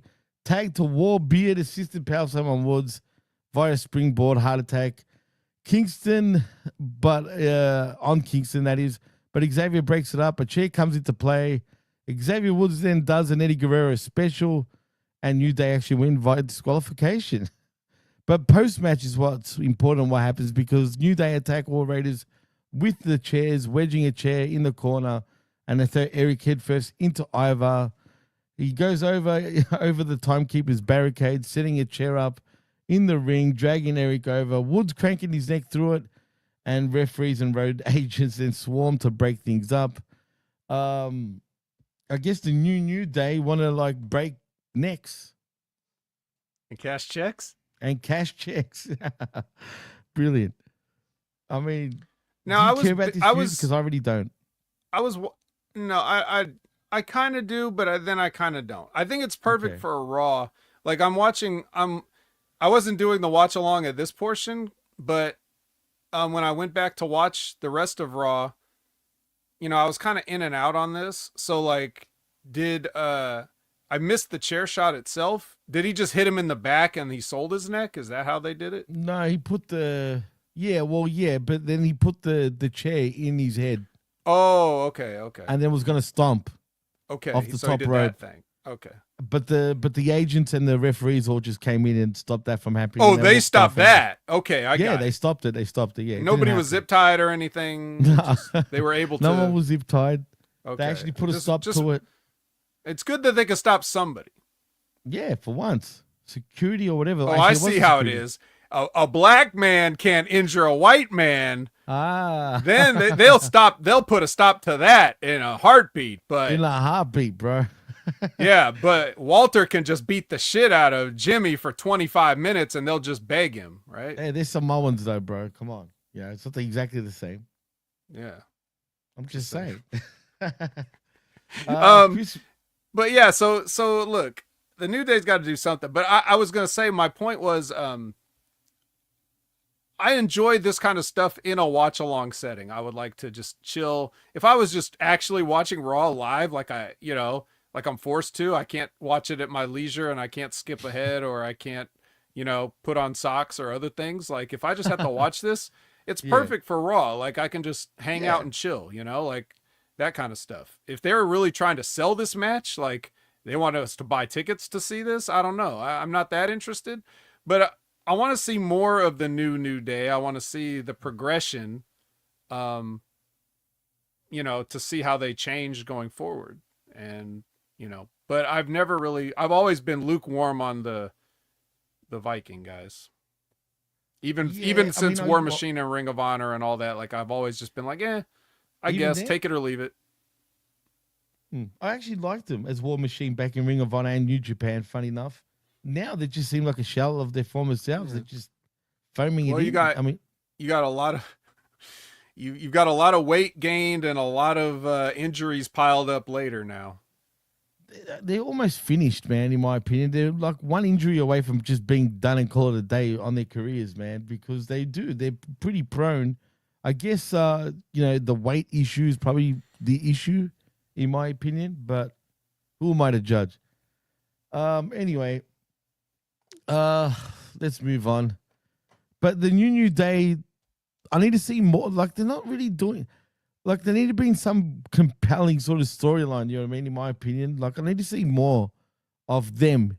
In that setting. But don't you think? Wouldn't you agree? And I'll ask you, Jenny, and everybody. Like, wouldn't you agree that like if this is gonna mean anything and go anywhere, they have to win the titles and be dominant again? Because otherwise, what how are being heel jobbers any different than being babyface jobbers? If you're just jobbers, who cares? Why'd you even switch? There has to be a reason. There has to be again, we're talking about telling a story. So in the story where you're writing the story, it's not real. So you're writing the story. You wrote that New Day turned on Big E and became evil. Why did you write that? If you didn't write that so that they would then grow as characters and become something and move forward with their characters, then why'd you do it? So they almost have to, like, in order for anybody to take them seriously now, they have to be dominant again. They have to go back to like 2015 and start beating guys. Like joke time's over, you know? And they come across like that, like joke time is over. Right. But so, you know, that technically they won this match, but they won it because the less fat Viking hit him with a chair right in front of the ref. So you really don't look like a winner. No, not at all. Yeah, no, it's bizarre, dude, because it started off strong with them, and then, like you said, like, where are we going? And why did they do that if we're not, like, you know, progressing? Whatever, it is what it is, but I'm laughing at Frank Picklebarrel's comment because he says Paige will come in as Sister Sherry for New Day. Wouldn't that be funny? That'd be great. Seriously. And Blaze, don't make jokes like that, dude. Come on now. It's not April Fool's. He says for the vet looking. I'm like, what? Did somebody die? Oh, boy. Anyway, yeah, we move on to the next matchup because, you know, I mean, besides they show all these celebrities, who cares? They dude playing Dante from Devil May Cry series. I haven't watched that yet. I'm intrigued, but he looks like a dork. I'm sorry. I actually caught that guy way before they showed him on camera. Or this is the part where they showed him on purpose, but I saw him sitting in the crowd during the announcer on cam earlier, and I was pointing out to Brandon, like, hey, is that fucking guy that does all those things? And he's dressed like Dante now because that's a show on Netflix, and they put him in the crowd, and sure enough. It was. Is that a wig, dude? Because it looks like a freaking wig on his head. Yeah, I thought so. And another thing, I'm a fan of Devil May Cry, the series, right? I love all the video games. But how am I going to take this guy seriously? You know who should be Nero? Cody. Cody should play Nero. Doesn't he look like him when you think about it, though, dude? Like Virgil? Oh, Virgil. Sorry, you're right. Not Nero. Virgil. You're right. But he does. He looks like him, dude. It's kind of funny in a way. But I doubt we'll ever get that. But this guy here looks like an absolute little version of Dante. Dante, the video game character, looks way more meaner than this dude. Well, he's just some nerd that's a producer. He's not like, he's just dressing up. Yeah. This guy's the reason that show exists. And he's also done other stuff like the Castlevania series on Netflix also. And like he's a big fan of those type of things. So he gets these projects made. And that what was that weird DDP show? Remember that one where he was like Batman? Remember where DDP was like Batman? Really? No, not the Batman, but a Batman-like character. You guys know what I'm talking? I forget what it was called. And Cody was in that too, wasn't he? Really? I actually don't know what you're talking about. Funny enough. Yeah, his name is Adi Shankar, and he's a big he's into that stuff. So. Okay, the name says it all for me already. You know where I'm going with that, right? Yeah, you can't take him seriously. I'm not going to go there, but you know where I'm getting at. So now already I can't take him seriously just for that alone. But anyway, that's irrelevant because next we have another matchup. It is Dominik Mysterio versus Penta. And this match was a lot more entertaining than I expected. We had, I guess, a Mysterio destroyer. What do you want to call it? I don't know, man. But was he wearing Eskimo boots in this match by any chance? I'm talking about Dominik. Was he? It looked like it. Why is he heat. wearing woolly friggin' boots, dude? It looks weird. He's getting heat, brother. That's heat. Yeah, literally getting heat on his feet. You know what I mean? Guardians of Justice. Thank you, artist. Sorry. Anyway. Go ahead. Oh, you are a nerd artist. Damn. He was in that? Everybody look that up later. Okay. Interesting. Jerome says they were Uggs. Uggs are a lot smaller, dude. Like, you know what I mean? They're not that hot. They're not boots. I think he's making a joke, but still, Okay. like, Just in look, case. whatever. This man had stuffed dinosaur chicken nuggets with him at the start of the show. Okay, like, don't take Dom seriously. No, of course not. But it's just fine. Yeah, I was gonna say berserker boots. No shit, lab rat. I was gonna say that to you, man, as well, but I thought nah. And then lab rat said it, but it's true. They're berserker boots, exactly the same, dude. He just should go huss, huss next time. Every time he gets in the ring, then it would have popped me, but we didn't get that. Anyway, the match was decent. Yeah. While doing the huss, you know, whatever he was saying. Is he still alive? Even I'm sure he is, isn't he? I think so. Yeah, oh man, that was the days. But anyway, no, Zane, don't even say that, bro. God damn it. Do you see his comment? I'm not even gonna put it up. Yes. But anyhow, what do you think of the matchup? Penta does get the win, but you know, they made it out like Dom gave him a run. There was a lot of shenanigans in this match, though, Vet. As there should be. But I did think it's funny that I don't know if it was with a straight face or not, but Pat McAfee said that Dom has all the tools to be a world champion in WWE. Nah, he was trolling the whole freaking show, if you noticed, dude. Yeah. He was calling Canadian destroyers into Mexican destroyers. Like, he was, you know what I mean? Like, Well, he he's said, just yeah, being- that's it. He said it's, yeah. was What, like a destroyer by way of Canada and Mexico. yeah, then via Mexico. You know what? McAfee, I know a lot of people freaking, you know, hate on him. I actually thought on this show he was very entertaining and actually knew a lot of the moves, surprisingly. Which I never really you never really hear him call moves. He even corrected freaking Cola a couple of times. But anyway, there was something. The best thing about this match though was Bron Breaker's freaking spear on Carlito, bro. Was that not the best spear ever, bro?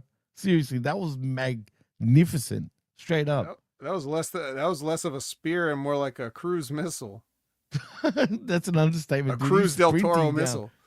Bro, that was something else. That is no shit, man. That was something else.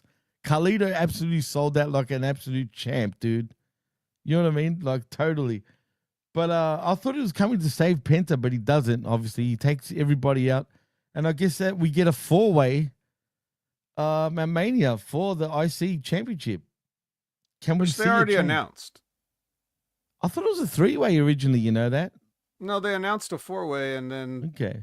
they just Well, yeah. made matches out of that, which is weird. Normally, I guess I don't care, but like normally it's always like a thing where you get like these people in an issue and then Adam Pearce will be like, all right, fine, it's going to be a four-way. But instead they announced the four-way first and then they're, you know, whatever. And then they make it official. Yeah, they announced, I'm Supposedly. pretty sure they announced it after the tag match from the previous week. Yeah, I think you're right. But for some reason, I kept thinking it was three, but instead we're getting four. Well, yeah, Josh says in the chat, as in T and Coopernas, he thinks that Dominik becomes new champ. I can see see a that. Kane run, actually. Remember when Kane became world champ? The first time for just one night? I can see Dom winning it for one night. He could even do a Matt Cardona, the same thing. With the US Championship, I think it was, at Mania, then he lost it the next night on Intercontinental? Raw. Yeah. I can It was see this that happening. Intercontinental belt. It was this very Intercontinental belt. Could it happen again? I've got a funny feeling that it probably will, and then he will lose it come Raw. Yeah, well, You think so? Well, they won't even go there yet. I It's too don't soon. care. Look, you know how I feel about Dominik Mysterio. He's stealing money from the company, but you know, at Ooh. least it's worked out for everybody. Wow. I guess it has. I mean, it really has. But anyway, Penta did win, by the way, via the Penta driver, of course.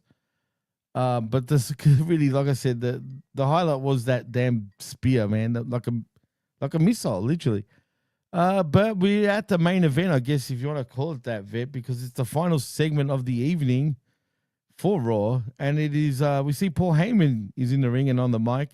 He does his usual introduction and says he wants to state a couple of things for the record to get them out of the way. And he first says, item number 1, he will always, and he means always, be loyal to his tribal chief. And he's talking about Roman Reigns. Item number 2, though, Vet, he says he will always and always be loyal to his best friend in the world. See what he did there? In CM Punk. I don't know. To me, you can't have it both ways, but whatever. And then he goes on to say, just because he's loyal to both of them does not mean he will ever in his life be disloyal to either one of them. So when it comes to Mania, let's get one thing perfectly clear. And as soon as he says that, we get Vet's favorite guy in Seth freaking Rollins. Yeah. He's your favorite wrestler, right? No comment? That's it. Hey, you know what? I actually liked what he did here. But anyway, he puts it direct to Paul, asking him whose side is he really on. And as if he didn't hear what Paul just said, which is exactly what I was thinking, right? Because he said he's going to be with Punk, but he keeps asking him that same damn question. Is he going to be the very best friend to CM Punk? Or is he going to be a special counsel and wise man to Roman Reigns? Seth, you were watching him on Friday. Did he not tell you who he's going to be with, for crying out loud? Anyway, I guess he's got dementia. This is what's known in the industry as exposition, in which a character comes out and says things that obviously he already knows, but he's saying it out loud for the audience that probably didn't watch or may not have watched. So it's like on a TV show when like people are driving in a car and like, man, I can't believe we're going to this party. Like, of course you wouldn't say that to your friend in the car. You're saying it for the audience. So he's out there running exposition for everybody who didn't watch Friday Night SmackDown. Did we mention exposition? Yes, we did. Well, he continues on saying he knows Heyman is going to give him his spiel, but Roman Reigns doesn't give a damn about him. He just uses him and likes when he shines his shoes, books his private jets, orders his steaks, and so on. Seth then says Reigns doesn't respect him and tells him not to play dumb and reminds him of what happened after WrestleMania last year when he lost the title and left the bloodline in Solo Sikoa's hands. Rollins then reminds Heyman that the all-new, all-different bloodline treated him like the scum of the earth, and everyone wondered if Roman was going to come to his rescue, but did he? No. He left him to be massacred in his own town in front of his own children. And as far as Punk's friends, don't use each other when they're convenient. And CM Punk walked out on him the same as he did everybody else. And when he came back, did he come back because Heyman asked him to? Did he embrace him and take him on his ride? No. The two of them love to reminisce and romanticize about war games, but Seth reminds him that Punk wasn't their first choice, but he was. But Rollins declined to see him was actually the last and only choice. And did he join the team out of the goodness of his heart because he loved his best friend Paul Heyman? No, he did it because he knew he could get a favor out of him, and CM Punk loves no one but himself, and he'll be honest with everyone. He feels bad for actually Heyman. He goes on and on. I mean, Jesus Christ, this was pretty long to be fair, but basically, again, he's giving him the choice. Who's it going to be? Could it, he starts bullying him per se, sort of gets his handkerchief, throws it on him, pushes him back. But to my shock, Vet, Paul Heyman suddenly grew some balls and actually, stood up for himself, which he never actually does. Why now? Don't ever touch me again. Don't you ever put your hands on me again. Perfect. I mean, seriously, why doesn't he do that in every other time? Why is he now some tough guy suddenly? I don't know. It's. I thought it was fine. It's just something interesting. I loved it. Absolutely. But here's the thing. Well, do you want to kind of continue with what happens, or do you want me to comment on this part now? I mean, do you don't mind if I continue on? No, go ahead. No, I'll continue on then. So anyway, Heyman sees it coming and shakes his head as Seth says it's not for his own good. I mean, it is for his own good, sorry. And he'll take it as a privilege to remove him from the situation right here, right now. It'll be quick and easy, a boot in the back of the head, one quick stomp, and it's all over. That's it. It's like basically the old dog Yeller. Same thing, except without the gun. He's His stomp is the gun, basically. Anyway, nobody's here to save him. Roman isn't here. Punk isn't here to make friends. He's here to make money. And how much is Heyman worth? Well, Seth pokes him and slaps him, asking how much he's worth. And then he continues to shove him. Finally, Paul breaks and grabs him by the lapel and tells him not to put his damn hands on him again, as you said. Rollins then pie faces him into the corner, but have no fear because CM Punk is here to save his best friend in the world, apparently. And they get brawling, and now, they're all over the place onto the floor. Punk throws him over to the announce desk. They brawl down the ringside area, and CM Punk then throws the top steel step away, punches in front of the bottom one, grinding Seth's face into the steel. Punk then lines him up, running start, but Seth rolls into the ring, catches Punk with a blackout, and when he crawls into the ring, he goes for one on Paul, but then stops suddenly, and then says, Paul, now that he's owed a favor. He wants his own favor now. Everybody wants a favor, dude. I mean, does Paul have enough favors to give around, Vet? And what's his favor going to be? Is he going to end up in his corner? I did allude on the Smack Attack that wouldn't it be funny enough, if it's Seth and Heyman that actually is the swerve and maybe join the Rock's little Illuminati crew or whatever this shit is. And that's what happens. They're hinting shit like that. I know if I ask you, is it possible? You're going to say anything is possible. Anything can happen in the WWF. Yeah, anything can happen in the World Wrestling Federation. Exactly. Which is funny because I thought that guy was gone, and yet we have favors everywhere. But anyway. Favors everywhere, dude. I mean, maybe I'm going to ask for a favor off of him too, since he's giving him out for free. Yeah. Well, the favors are over. It gives people a reason to tune in. If you tease that they could learn what a favor is, then right. Maybe they'll watch the show. So I don't know, but so there was a couple of things here. Seth, I mean, I'm not blaming Seth. I'm just talking about we're talking about a story. We're talking about writing. We're talking about a character. There was something else that Seth could have really brought up if he wanted to, which is, not only did, Roman Reigns leave Paul Heyman for dead in terms of like the new bloodline, but don't everybody remember when like Roman turned on Paul for like a couple of weeks once, and then he just went back to it with no explanation? Like they just said, "Oh, forget that. We're not doing that. Paul's back." Like they turned on him, beat him up, and then he just came back like nothing happened. You guys remember that? So he could have mentioned that whole thing. Like Roman Reigns has beaten you up before. So that's one thing. Another thing is I really liked when it was a small thing, but I like when Seth, was doing the whole, like, what are you worth thing? And he gives Paul Heyman the little shove, he shoves him a little bit. But then if you notice, Seth, like, he does this very sly, like he's looking at Paul Heyman, like he shoves him, and then he goes, like he's looking to the entrance to see, like, is Punk coming? He knew. That's Like, the whole point why he was doing that. Is Punk going to show up for this? No. That's why he's done okay. that Then I'll slap Yeah. him.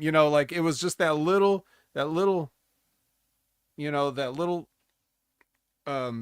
detail that I thought was good. A lot of this was long, and it could have been more interesting. Paul Heyman definitely could have said more interesting things. And Seth, he drags it out, but that's kind of like, I understand that was the point. Another detail is, one, I don't like CM Punk's music coming on in these things, but I understand that's just wrestling. You just all have to do that now. But like, whatever. And it took him a long time to respond to this as well. Right. But I would also say, I kind of just, if CM Punk was in the building and Paul Heyman just went out there and said whatever he had to say, what was Punk going to do? Was he not booked? But he's there. So those are those logic loopholes that I really wish people would close. Like, it'd be one thing if Punk had a match earlier in the night and that's why he was there. And then maybe he wasn't quite around just in time to save Paul Heyman. And then he comes in late. Like, I understand that. But if he was just sitting around the building all day, why were you even there? Why'd you make the town? You weren't booked. So those are those little details that it could make good shows go to great shows. If you just pay attention to the details, work out the logic. It's actually easier because you have to just pretend like things are real. So you don't have to make up a bunch of foolishness. You can just do it like you would do it if it was happening. So I would like to see more of that. And the main event angles and stuff are usually the ones that have the least dumb shit in them, but they're still not perfect. So they just need to make those little changes to be even better. I think Seth is doing some of his better work that he has been doing in a long time, though. Especially his promo game has become a lot better. He's very fluid now, man. If you notice that, it doesn't screw it up. He's on point lately, which is good to see. But you're right, it could have been more interesting. But I am intrigued by this whole thing. Whether he gets that favor from Heyman, whatever this stupid favor is. If he doesn't give him a favor, he's going to get a stomp anyway. It's hard to see where this match is going to go and who's going to win. That's what I like. I like that because it's hard to predict this one.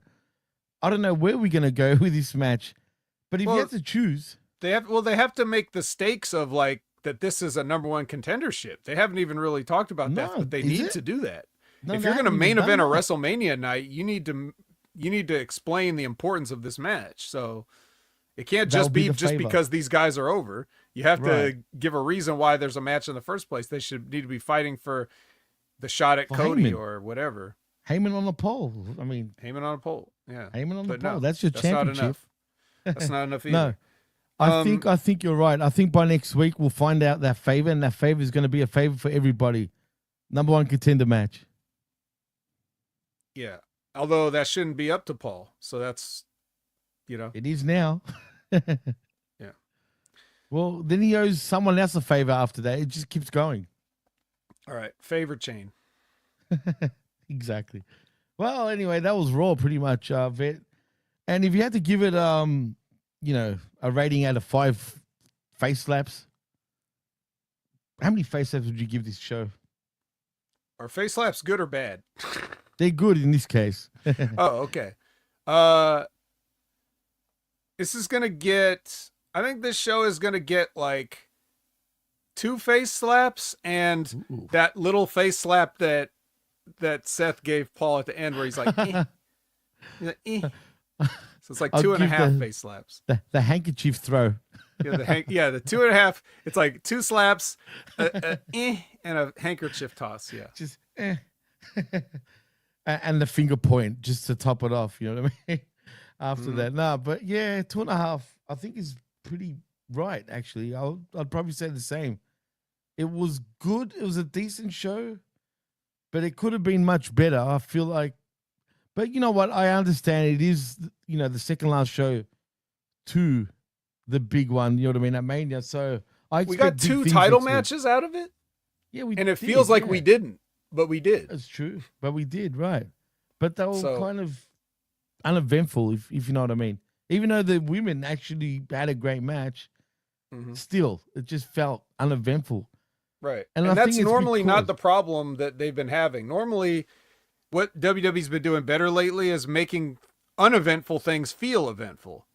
Right, exactly. In this case, it was like we had 2 title matches and I barely remembered. Unfortunately. Josh, Heyman on the forklift match. That'd be good. That'd be actually funny. It's like, imagine him in the cage even somewhere up there with his old, poorly, dangerously. Well, if Seth Rollins wins, he's not going to care. He doesn't want that. No, clearly not. Revamp says that Frank owes him a favor. Heck, everyone owes someone a favor. But in saying that, Vet, I guess we're done, man. And tell them what you're doing and where they can find you and whatever else you wanted to talk about. Well, I was happy to do a favor for Ray this week, filling in. And favors, true. more favors. Yeah, it's always a good time getting to hang out and talk to everybody. You can find me at Opinion Haver everywhere if you want to talk to me. You can definitely check me out on the Next Level Wrestling Review every Wednesday, 8 a.m. Pacific, 11 a.m. Eastern. You can always catch me on The Wreckage with Jimmy T every Sunday, 8 a.m. Pacific, 11 a.m. Eastern. Also every Monday with Brandon for the Impact Attack. 6:30 p.m. Pacific, 9:30 p.m. Eastern. And if I can be around for the Raw watch along, sometimes I'll jump in there. So you can hear my thoughts in real time because I won't always be here on I Like It Raw to tell you. So if you ever wonder, hey, I wonder what Vet thought of that, you might catch me for the first part of Raw every week if I'm available. So, and it's a good time to just hang out with Brandon and you know, give HMG some watch hours if you're not too busy. Man. So we appreciate all that. Wrestling with Rip Rogers not going to happen this week. Just letting you guys know. Hopefully things will be back next week. Got the Stevie Richards show. That should be happening this week. Awesome content from Stevie and James as always. They're over the 100,000. They're just rocking and rolling. There's no stopping them. Ain't no stopping them. No. So shout outs to another tag team champion, Shelton Benjamin. Absolutely. And of course, Timmy Baltimore, Limpin' Ain't Easy. Check him out. His latest episode was with EC3, the top 1%. Go check out that interview. Very interesting guy that we all met. Timmy, Mike, and me all met back in OVW. Things were crazy, and they got a lot crazier for Mike as he went on to become Derek Bateman, Ethan Carter III, and so on and so forth. And now he's going to control his narrative. So,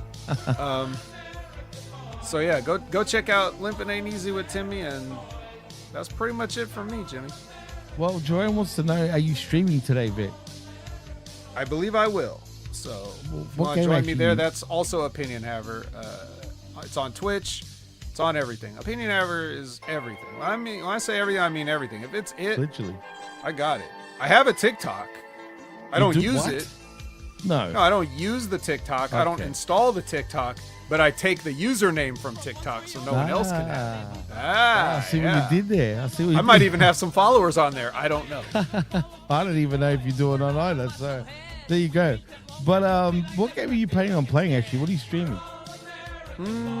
I think I'll go to $2 Tuesday today, but so I'll some jank cheap game or whatever, just for fun. It's just for hanging out. You guys, it's just for hanging out and chatting. It's not really about the game so much, but I have also been playing. I've had early access on that new game South of Midnight, which is an Xbox exclusive, but I have a PC, so I don't need an Xbox, and neither does anybody else, Jimmy.